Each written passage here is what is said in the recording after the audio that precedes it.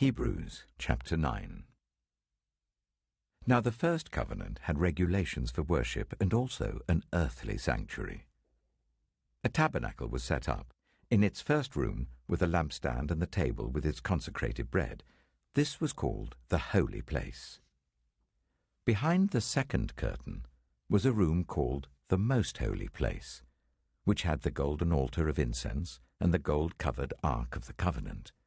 This ark contained the gold jar of manna, Aaron's staff that had budded, and the stone tablets of the covenant. Above the ark were the cherubim of the glory, overshadowing the atonement cover. But we cannot discuss these things in detail now. When everything had been arranged like this, the priests entered regularly into the outer room to carry on their ministry. But only the high priest entered the inner room, and that only once a year, and never without blood, which he offered for himself and for the sins the people had committed in ignorance. The Holy Spirit was showing by this that the way into the most holy place had not yet been disclosed as long as the first tabernacle was still functioning. This is an illustration for the present time, indicating that the gifts and sacrifices being offered were not able to clear the conscience of the worshipper. They are only a matter of food and drink and various ceremonial washings, external regulations applying until the time of the new order.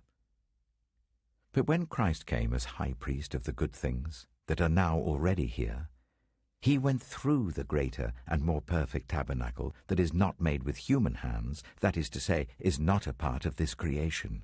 He did not enter by means of the blood of goats and calves, but he entered the most holy place once for all by his own blood, so obtaining eternal redemption. The blood of goats and bulls and the ashes of a heifer, sprinkled on those who are ceremonially unclean, sanctify them so that they are outwardly clean. How much more then will the blood of Christ, who through the eternal Spirit offered himself unblemished to God, cleanse our consciences from acts that lead to death, so that we may serve the living God.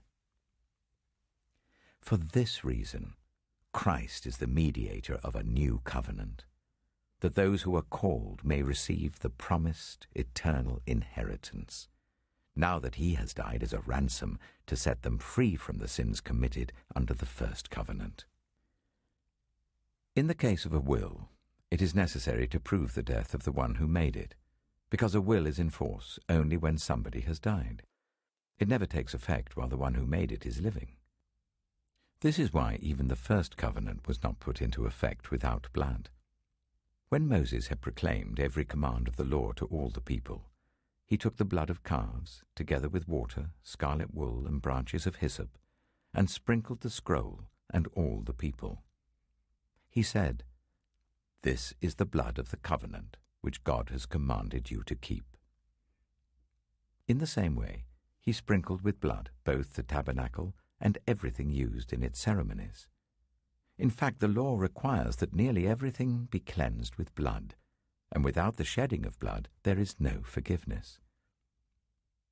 It was necessary, then, for the copies of the heavenly things to be purified with these sacrifices, but the heavenly things themselves with better sacrifices than these.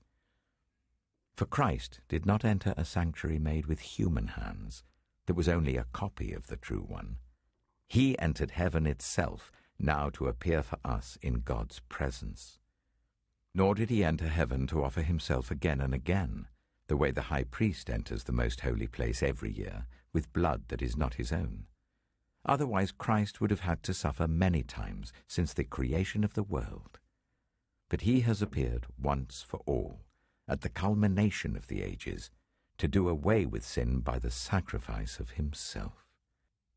Just as people are destined to die once, and after that to face judgment, so Christ was sacrificed once to take away the sins of many, and he will appear a second time, not to bear sin, but to bring salvation to those who are waiting for him.